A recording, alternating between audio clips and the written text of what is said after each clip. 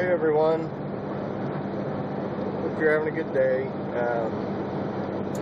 I thought I'd do a little deal on, there's the saying, Tom Dorrance or Ray Hunt had the saying, get out of your horse's way. I've kind of taken that to get out of my own way.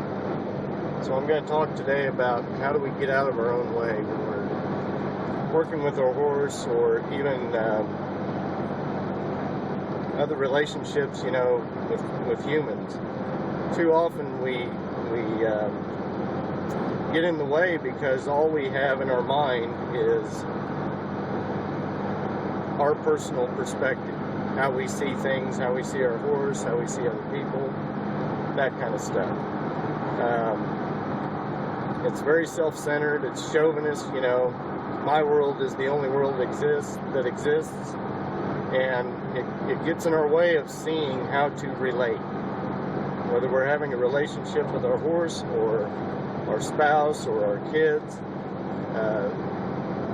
there always has to be that factor of the other living being feeling like we acknowledge their existence on some level beyond our own perspective.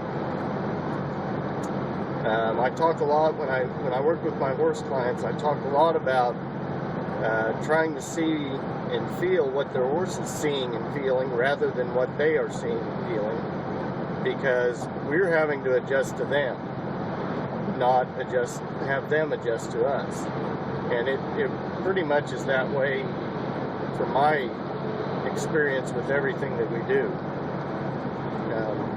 Even when I'm building furniture or whatever, I'm always trying to envision what, I've talked about this in my blogs, about what other people are going to feel when they first see my work, So it pretty much relates to everything that I do.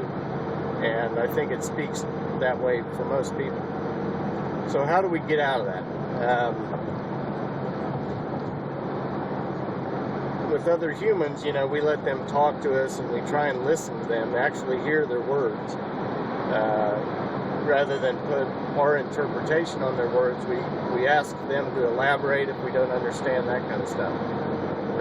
When we're with our horse, they speak very loudly, often.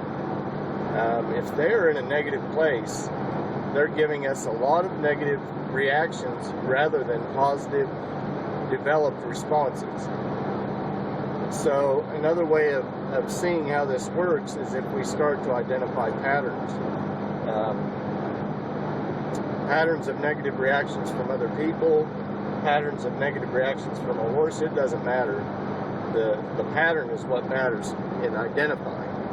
So if we'll identify those patterns objectively, not self-centered, more subjectively, then we'll see a way to try and understand beyond our own perspective, and that will help